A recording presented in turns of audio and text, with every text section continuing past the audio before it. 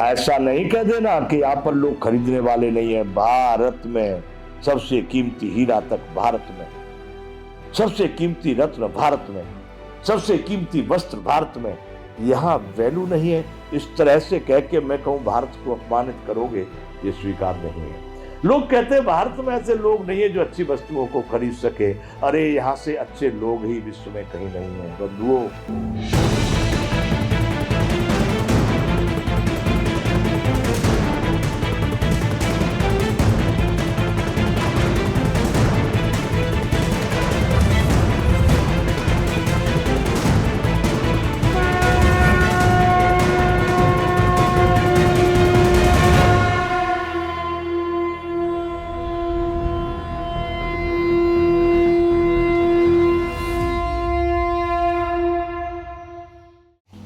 मनुष्य को किस तरह से अपने जीवन को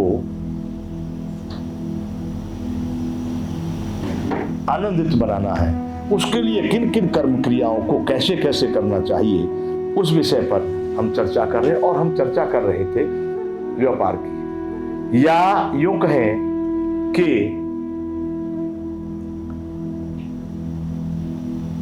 सांसारिक क्रियाकलापों की, कर्तव्य कर्मों की, 9 बजे से 6 बजे तक के समय की। उसमें व्यापार की बात कर रहे कि नैतिकता से व्यापार करना चाहिए, आटे में नमक उतना लाभ लेना चाहिए, वस्तुओं को बहुत अच्छी प्रकार की।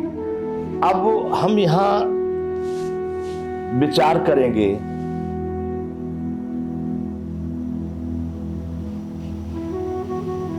किस तरह लगावे पार कोई भगवान धर्म की नैया को। बाबूजी के कुत्ते भी घी दूध मलाई खाते हैं, टुकड़ा भी खाने नहीं मिलता भारत में गैया मैया को। किस तरह लगावे पार कोई भगवान धर्म की नैया को। बात यह है कि यहाँ हमारी सरकार की जो संचालन विधि है, मुझे, मैं अपना व्यक्तिगत विचार कहता हूं, जो मैं आज देख रहा हूं, लोगों से सुन रहा हूं, पा रहा हूं सब तरह से, तो वो समझ में नहीं आ रही है।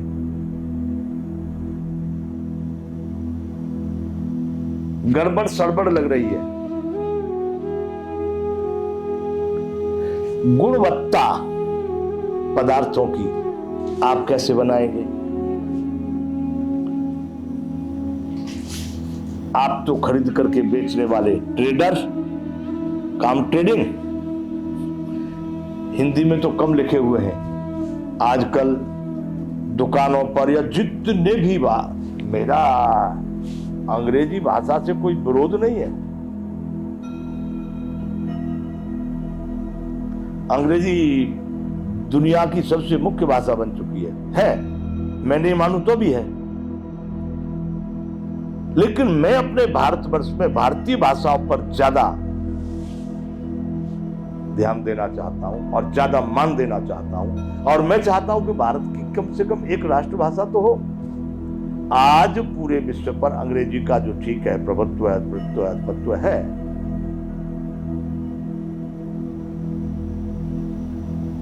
मान लो तो मान लो भाई, अंग्रेजी विश्व की सबसे वैश्विक भाषा मान लो, सब लोग दर्जा दे दो, कोई तकलीफ नहीं। परंतु व्यापार के लिए, किसी वस्तुओं के आदान प्रदान के लिए, विनाश के लिए, उन साधनों की चर्चा करने के लिए अंग्रेजी ठीक है। लेकिन विश्व के कल्याण के लिए, विश्व बांधुत्व के लिए, विश्व शांति के लिए, वसुधैव कुटुंबकम, अखंडता के लिए, मानवता के लिए, मेरे विचार से संस्कृत से श्रेष्ठ भाषा कोई नहीं है। विश्व में संस्कृत से श्रेष्ठ भाषा कोई नहीं है। अब कोई कहे क्या भाई संस्कृत श्रेष्ठ है, आपने पढ़ डाली क्या? बिल्कुल नहीं। स्कूल में जो 8वीं तक पढ़ा था बस उतना ही, परंतु सामने मेरे किताबों तो संस्कृत के शब्दों को अच्छी तरह पढ़ सकता हूं, थोड़ा बहुत अर्थ समझ सकता हूं, बाकी उसका अर्थ मैं नहीं कर सकता। लेकिन जब अर्थ के साथ में किताबें लिखी हुई है, मैं जब उनको पढ़ता हूं, एक एक श्लोक आनंदित कर देता है। मैं अपना व्यक्तिगत विचार आपको बता रहा हूं कि विश्व में मुझे लगता है, अंग्रेजी भी मैंने थोड़ी बहुत पढ़ के देखा है, जैसे संस्कृत पढ़ लेता हूं वैसे अंग्रेजी पढ़ लेता हूं।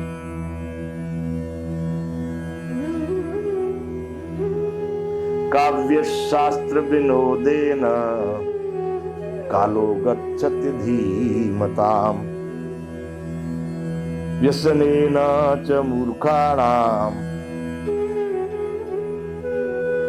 निंद्रया कलहे नवा। कितनी बढ़िया बात, संस्कृत एक एक श्लोक।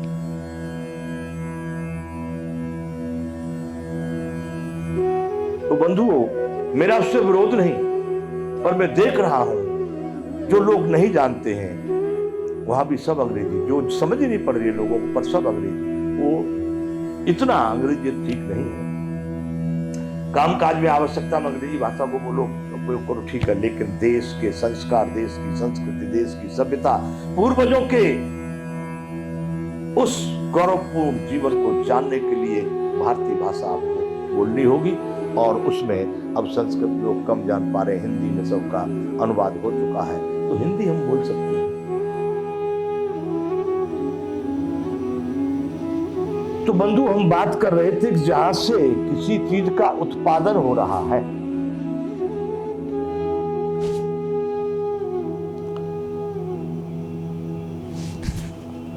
अब खरीद बेच करने वाला व्यक्ति तो कहां से उसकी गुणवत्ता तैयार करेगा? जहां से उत्पादन हो रहा है वहीं से सरकार की मिली भगत से, सरकार की गैर समझ से या सरकार की अयोग्यता से, जो भी कुछ कहा जाए, सरकार के ही कारण वहां से उन वस्तुओं का उत्पादन गलत हो रहा है। ठीक मात्रा में, ठीक गुणवत्ता का सही उत्पादन नहीं हो रहा। तो वो जब सही नहीं हो रहा है तो बेचने वाला सही कहां से बेचेगा?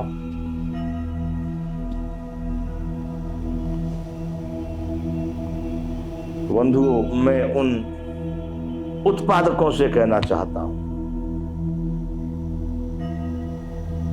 कोई भी वस्तु आप तैयार कर रहे हैं, कम उपयोग कर लेंगे हम, आप अच्छी बनाइए।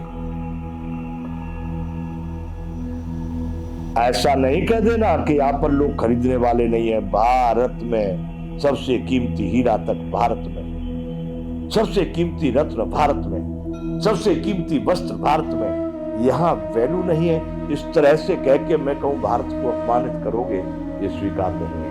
लोग कहते हैं भारत में ऐसे लोग नहीं है जो अच्छी वस्तुओं को खरीद सके। अरे यहां से अच्छे लोग ही विश्व में कहीं नहीं है बंधुओं। परंतु उछल कपट से, धोखाधड़ी से लोग समझ नहीं पा रहे हैं कि सही क्या है और गलत क्या है। इसलिए अपने कार्यकाल में जो जीविकोपार्जन का साधन या जो आपके रोजी रोटी का साधन या जो भी कुछ है, ये 9 से 6 का समय मैं मानता हूं अर्थोपार्जन के लिए होना चाहिए, अर्थ के लिए होना चाहिए, परंतु उसमें भी धर्म होना चाहिए। धर्म के बिना का कोई भी कार्य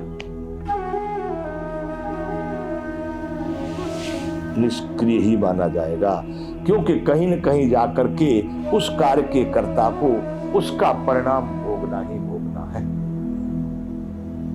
इस विषय पर बंधु आप स्वयं आत्मचिंतन कर सकते हो, या विश्व का कोई भी व्यक्ति इस विषय पर मुझसे चर्चा करना चाहे तो कर सकता है कि हर व्यक्ति को अपने ही कर्मों का भोग भोगना होगा। कोई भी नहीं बचा सकता, कोई भी नहीं भागीदार हो सकता, कोई भी उसमें अणु भर फेर नहीं कर सकता। इसलिए बंधुओं, जो वस्तुएं आप उत्पादन कर रहे हैं, जो उन चीजों को बना रहे हैं, नैतिकता के साथ, अरे कीमत लो, आपने जो लगाया है, पर आप उसी तरह से लो कि आटे में नमक खाया जाएगा, नमक में आटा डाल के खाओगे तो बड़ा